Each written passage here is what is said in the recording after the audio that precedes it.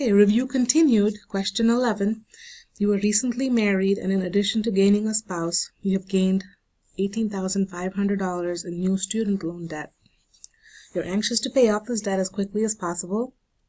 I'm saying use separate paper to do the work. Let's see if I can squeeze it in here, though. If no interest is charged on the student loan debt, how much would you need to pay each month in order to pay off the debt in 6 years?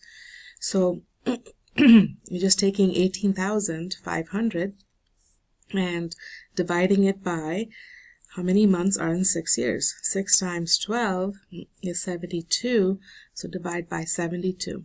And that is simple. Put it in your calculator. You should get $256.94 per month, and you are debt free. But that's not reality. In reality is usually an interest rate, and so we have that in part B, and it's saying that you pay interest on the entire amount each year, okay, which is not realistic, but just for the sake of argument, that's what we're doing. So I is PRT, and that's 18,500. That's your principal. R is, convert that to decimal, 0.0785 times the years, which is 6.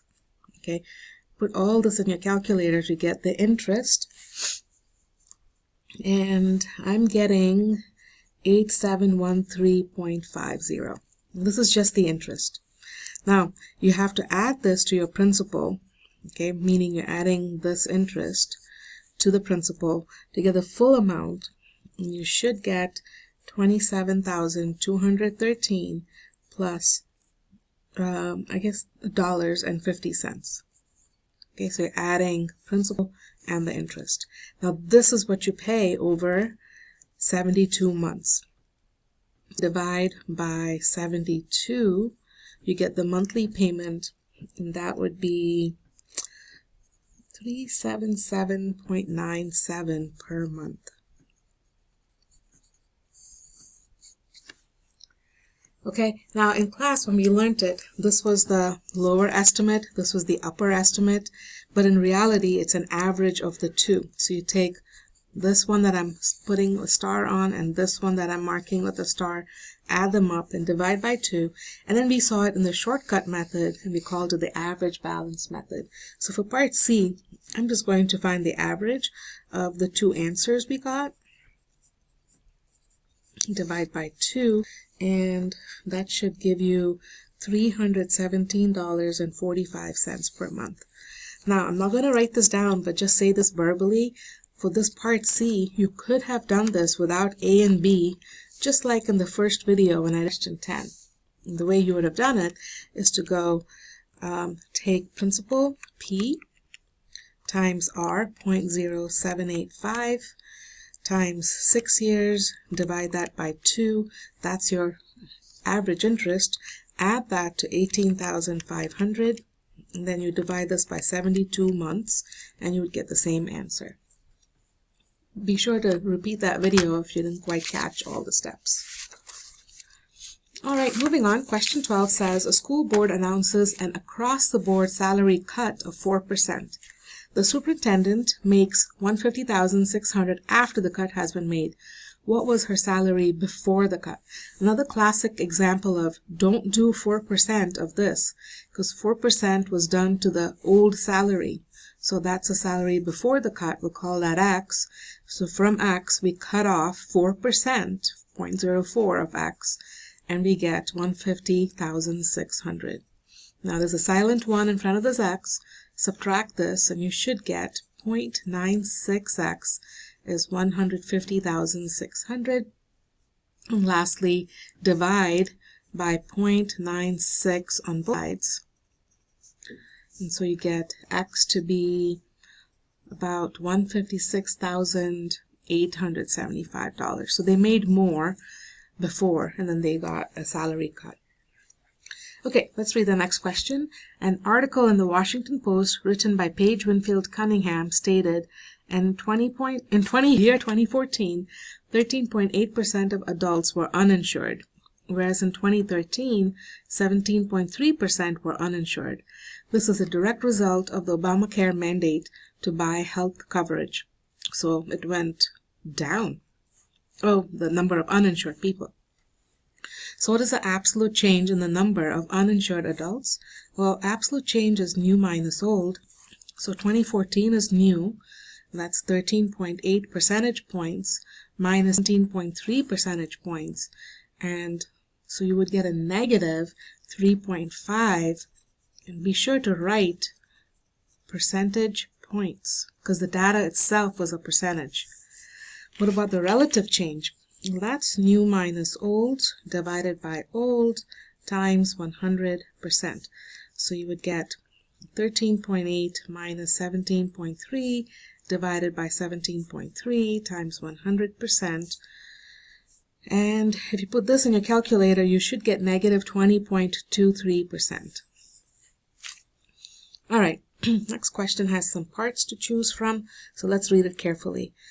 In 2018, January 29th, the Dow Jones Industrial Average reached a record high of 26,570 points. Just 8 days later, on Feb 6th, the DJIA was at a level of 24,258. Which of the following statements describes the change in the Dow Jones Industrial Average? So I'm going to, first of all, find absolute change and relative change, because that's what I'm seeing here is a percentage.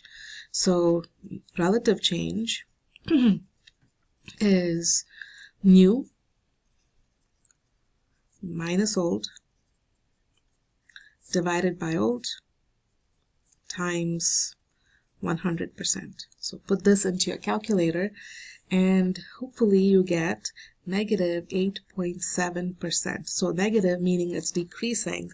And quick scan tells me it's part B. Okay, next question. According to the St. Paul Pioneer Press, the University of Minnesota is planning to raise tuition for out-of-state students next year. This tuition increase is expected to be approximately $1,670 for next year, which represents 7.5 increase in tuition. According to these figures, what will the new tuition be next year? So what we don't have here is the old tuition. All we know is that it's going up by that much. But that's okay. 7.5% represents the increase in tuition, right? If tuition is X, okay, that is X. So 7.5% of X is 1,670. So to solve for X, you just divide the 7.5%, which is 0.075 as a decimal, and you should get 22,000, let me double check this, 267, sorry about that, 1670 divided by 0.075, so it's 22266.67 or so. We can approximate that to 22267. And this was the old tuition. So the new tuition would be you add this increase 1670 to that. And I'm getting 23,936.67. And as far as multiple choice goes, this is the closest answer. So that'll be the new tuition for out-of-state students. Question 16. For an astronomy project, you've been asked to draw lines to accurately compare distance from the Earth to the Sun and from Mars to the Sun. Okay, so here's Sun. So Mars is closer, and then Earth. Oh, actually Mars later, so Earth first, then Mars. Sorry about that. The Sun is approximately so many kilometers from the Earth, and we use for this a 10 centimeter line. And then the Sun is further from Mars, so how would we represent that distance? Another ratio problem.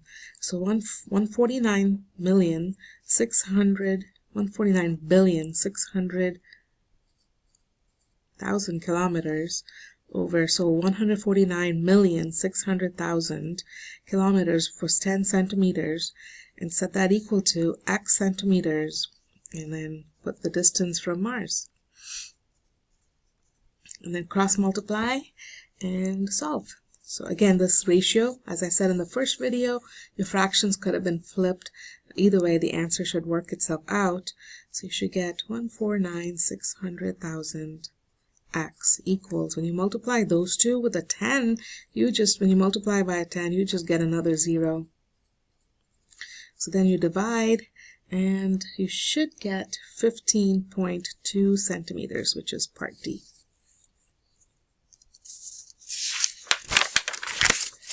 Question 17, a CPI problem again. In the summer of 2008, gas prices rose to the unheard price of $4.61 per gallon.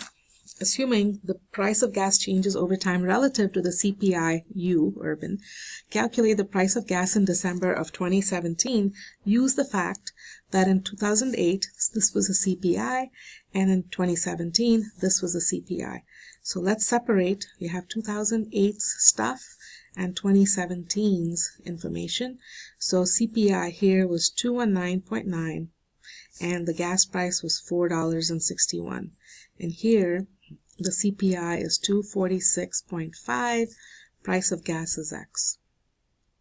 So let's cross multiply and see what happens. 219.9x equals 246.5 times 4.61. I'm getting 1136.365. Divide that by 219.9. I'm getting 5.17. So that looks like it's part C. All right, so for this next question, if you read carefully, it's saying Alan Shepard Jr., America's first man in space, blasted off on May 5th, 1961. Calculate, not estimate, but actually calculate the number of seconds that have passed if today's date is December 5th, 2019, not accounting for leap years. So what we're going to do here is say after May 5th, how many days were left in 1961. After May 5th, 1961, there were 240 days left. Okay, you can count that off. Again, on the final, I won't go that exact, but this is just for you to think about in 1961. So what we're going to do next is look at what's 1962. So that's 2019 minus 1962. That's 57 years. And that is, if you multiply that by 365, you get 20,805 days. But we don't want to use all of December. This includes all of December. So we're going to take away 26 days, because December has 31 days. Okay, December 6th through the 31. And that gives you 20,000. So my audio cut off after that point. So it stopped at 20,779. And I added that with 240. This will give me the total number of days. Multiply that by 24 per day, 24 hours in a day, and then 60 minutes to 1 hour, and then 60 seconds to a minute to get this answer. Sorry about the audio cutoff. I'm going to pause this video here, and the next video will contain the next round of questions.